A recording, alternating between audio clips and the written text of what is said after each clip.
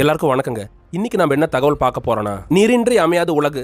இந்த வார்த்தைகளுக்கு ஏத்த மாதிரி இந்தியா பாகிஸ்தான் நாடுகளுக்கு நடுவுல தண்ணி வச்சு இப்ப பெரிய பிரச்சனை போயிட்டு இருக்குது. அது ரெண்டு நாடுகளுக்கு நடுவுல போரே ஏற்படுறதுக்கான ஆபத்தையும் அதிகமாக்கி இருக்குது. அதை பத்தி இந்த வீடியோல நம்ம டீடைல்டா பார்க்கலாம் ஃப்ரெண்ட்ஸ். வீடியோக்குள்ள போறதுக்கு முன்னாடி நம்ம சேனலை சப்ஸ்கிரைப் பண்ணிக்கோங்க.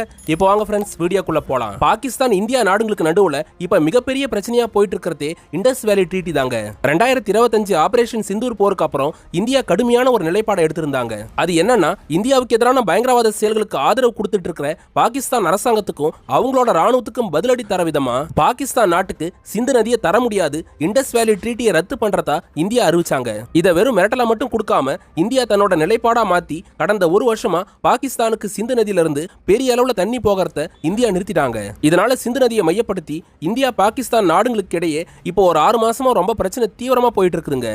அதோட ஒரு நீட்சியா இப்ப பாகிஸ்தானோட ராணுவ அமைச்சரா இருக்க கவாஜா ஆசிப் ஜூன் 20, 2026 அன்னைக்கு ஒரு பேட்டியில என்ன குறிப்பிட்டிருந்தாருன்னா, 2025 போருக்கு அப்புறம் ஏற்பட்ட மனக்கசப்பு காரணமா இந்தியா பாகிஸ்தானுக்கு சிந்து நதியை தரமாட்டேன்னு சொல்லிட்டு இருக்காங்க. இப்போதைக்கு ஐநா சபை, வேர்ல்டு பேங்க்ல இந்த விஷயத்தை நாங்க முறையிட்டு இருக்கிறோம். அடுத்த கட்டமா சர்வதேச நீதிமன்றத்திலையும் இந்தியாவுக்கு எதிராக நாங்க நிச்சயமா வழக்கு தொடருவோம்னு கவாஜா ஆசிப் பேசியிருக்காருங்க. கடைசியா அவரோட ஸ்டேட்மெண்ட்ல மிரட்டல் விடுக்கிற விதமா என்ன பேசியிருந்தாருன்னா, பாகிஸ்தான் அரசாங்கம் சிந்து நதி எப்படி பாக்குதுன்னா, நாட்டோட நேஷனல் செக்யூரிட்டியில சிந்து நதி ஒரு அங்கமா தான் நாங்க பாக்குறோம். இந்தியா இப்ப தண்ணி தரமாட்டேன்னு சொல்றத எங்க நாட்டோட நேஷனல் செக்யூரிட்டி த்ரெட்டா தான் பாகிஸ்தான் கருதும். எல்லா வகையிலும் பேச்சுவார்த்தை நடத்தி பார்த்தும் இந்தியா தண்ணி தரமாட்டேன்னு பிடிவாதமா இருந்தாங்கன்னா, சிந்து நதியை அடையறதுக்காக பாகிஸ்தான் ராணுவம் இந்தியாவுக்கு எதிராக போர் நடத்தியே தீரும்னு பாகிஸ்தான் ராணுவ அமைச்சராக இருக்கிற கவாஜா ஆசிப் இந்தியாவுக்கு எதிராக போர் மிரட்டலை கொடுத்திருக்காருங்க. தண்ணிக்காக ஒரு நாடு இந்த அளவுக்கு ஏன் பிரச்சனை பண்றாங்க, அந்த சிந்து நதிக்கு பின்னாடி என்ன வரலாறு இருக்குது, அந்த சிந்து நதியால இப்ப கரண்ட்ல என்ன மாதிரியான பிரச்சனைகள்லாம்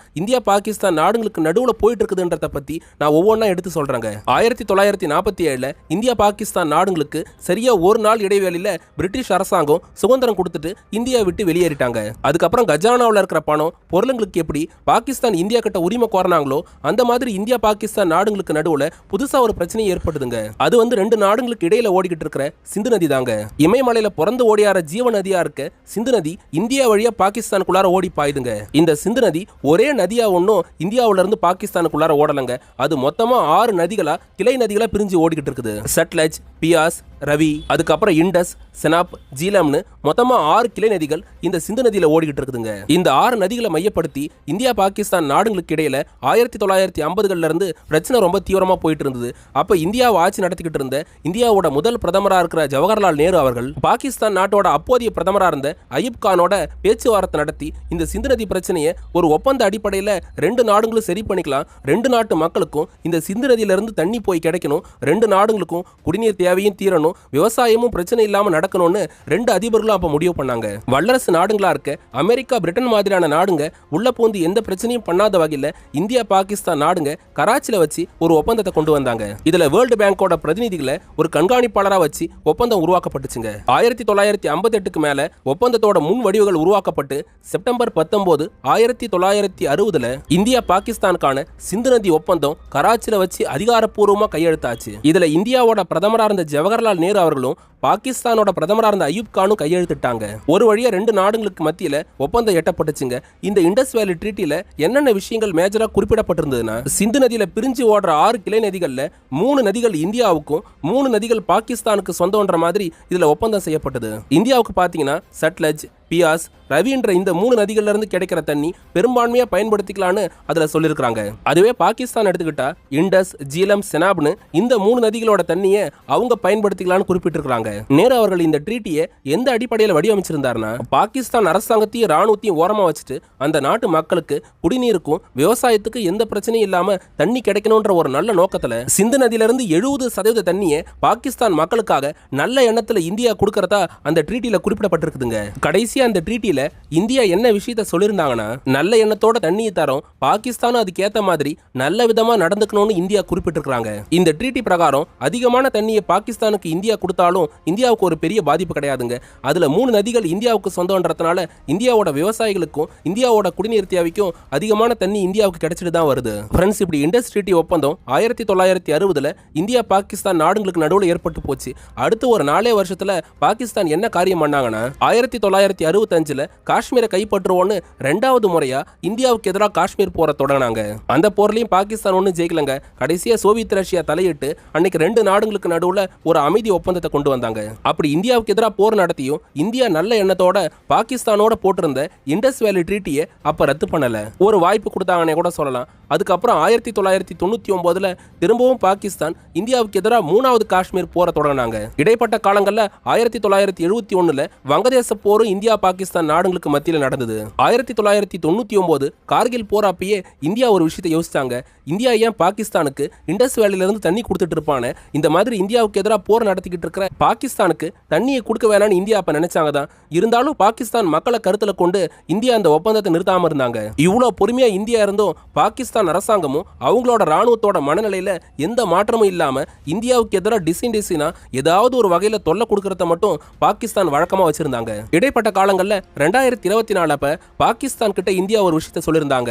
அது என்னன்னா, இந்த இண்டஸ் வேலி ட்ரீட்டியை இந்தியா பாகிஸ்தான் நாடுங்க திரும்பவும் புதுப்பிக்க வேண்டிய ஒரு காலகட்டம் வந்துருச்சு.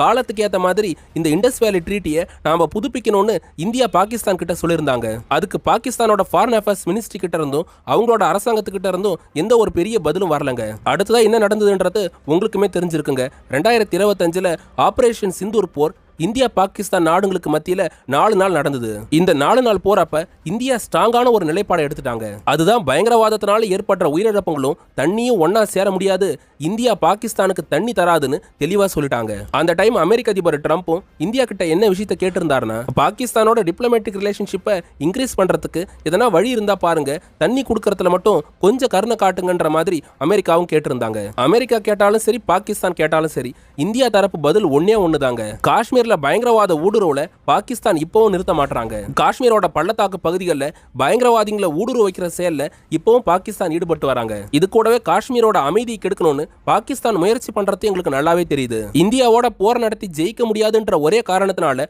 பாகிஸ்தான் அரசாங்கமும் அவங்களோட ராணுவமும் மறைமுகமா இந்தியாவுக்கு எதிரான பயங்கரவாத செயல்களுக்கு அவங்க ஆதரவு தெரிவிக்கிறாங்க.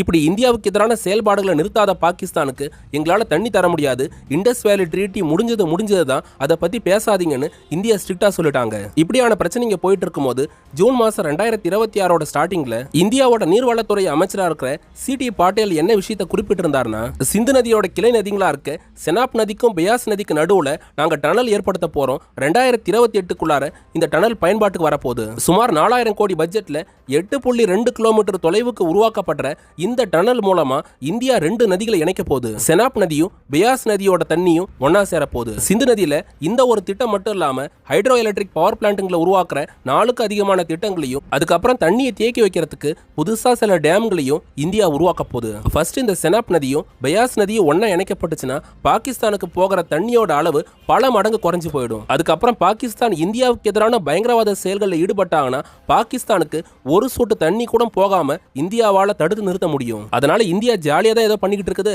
எதுவும் பண்ண மாட்டாங்கன்னு பாகிஸ்தான் நினைக்காம இந்தியாவோட டிப்ளமேட்டிக் ரிலேஷன்ஷிப்பை நல்லபடியா மாத்துறதுக்கு எதனா வழி இருக்குதான்னு அதை அவங்க தேடணும். அதுக்கப்புறம் இந்தியாவுக்கு எதிரான பயங்கரவாத செயல்களை பாகிஸ்தான் 100% நிறுத்திக்கிட்டாங்கன்னா டனல் கட்டினாலும் சரி, அணைகள் கட்டினாலும் சரி, பாகிஸ்தானுக்கு தேவைப்படுற அளவுக்கு தண்ணியை இந்தியா கண்டிப்பா திறந்து விடும். பாகிஸ்தான் எப்படி நடந்துக்கிறாங்களோ அதுக்கேற்ற மாதிரி தான் எங்களாலையும் நடந்துக்க முடியும்னு இந்தியாவோட நீர்வளத்துறை அமைச்சரா இருக்கிற சிடி பாட்டேல் ஒரு பேட்டியில குறிப்பிட்டிருக்கிறாருங்க. இந்த செய்தி காதுக்கு போய் சேர்ந்ததுக்கு அப்புறம் தான் பாகிஸ்தானோட ராணுவ அமைச்சரா இருக்கிற கவாஜா ஆசிஃப் இந்தியாவுக்கு எதிராக போர் மிரட்டல் கொடுக்குற மாதிரி பேசியிருந்தாரு. கவாஜா ஆசிஃப் இந்தியாவுக்கு எதிரான பயங்கரவாத செயல்களை நிறுத்திக்குவோம், நாங்க திருந்துவோன்ற மாதிரிலாம் பேசாம இந்தியாவுக்கு எதிராக நாங்க போர் தொடுப்போம், நாங்க நேஷனல் செக்யூரிட்டி த்ரெட்டா தான் இண்டஸ் வேலி தண்ணியை பார்க்கறோம்னு அவர் பேசி வச்சிருக்காரு. இந்தியாவுக்கு எதிராக படையெடுப்போன்னு பாகிஸ்தான் பேசியிருக்கிறதுக்கு இந்தியாவோட ஃபாரின் அஃபேர்ஸ் மினிஸ்ட்ரி என்ன பதிலடி கொடுத்திருக்காங்கன்னா, போர் நடத்தி இந்தியாவை ஜெயிக்கணும்னு நினைச்சா அது கனவுலையும் நடக்காது.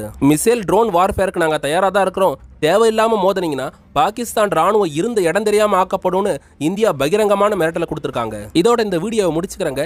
இன்னைக்கு நம்ம என்ன தகவல் பார்த்தோன்னா, சிந்து நதியை நிறுத்தினா இந்தியாவுக்கு எதிராக போர் தொடுப்போம், பாகிஸ்தான் மிரட்டல், இந்தியாவை தாக்கினா பேரழிவை சந்திப்பீங்க, பாகிஸ்தானுக்கு இந்தியா பகிரங்க எச்சரிக்கை. இந்த மாதிரி நிறைய ஜியோ பொலிட்டிக்கல் தகவலை தெரிஞ்சுக்க நம்ம சேனலை சப்ஸ்கிரைப் பண்ணிக்கோங்க. தொடர்ந்து சப்போர்ட் பண்ணுங்க. யூடியூபோட சூப்பர் தேங்க்ஸ் ஆப்ஷன் அப்புறம் பக்கத்துல கொடுக்கப்பட்டிருக்கிற QR கோட் மூலமா எங்களுக்கு சில நண்பர்கள் ஹெல்ப் பண்ணிட்டு இருக்காங்க. நீங்களும் உதவ நினைச்சீங்கன்னா பயன்படுத்தி எங்களுக்கு ஹெல்ப் பண்ணலாம் ஃப்ரெண்ட்ஸ். UPSC, TNPC, SSC மாதிரியான அரசு தேர்வுகளுக்கு ஏற்ற சில புத்தகங்களை நாங்க டேக்டு ப்ராடக்ட்ஸா கொடுத்துருக்கோம். அதையும் போய் செக் பண்ணி பாருங்க. வல்லரசு நாடுங்க போருங்களை தவிர்த்துட்டு மக்களுக்கான அடிப்படை தேவையா இருக்க கல்வி, உணவு, மருத்துவத்துக்கு முக்கியத்துவம் கொடுக்கணுங்க. அடுத்து ஒரு டிஃபென்ஸ் ஜியோ பாலிடிக்ஸ் தகவலோட நாளைக்கு உங்களை வந்து சந்திக்கிறேன். அது வரைக்கும் உங்ககிட்ட இருந்து விடை பெறுவது ஆல் இன் தமிழ்.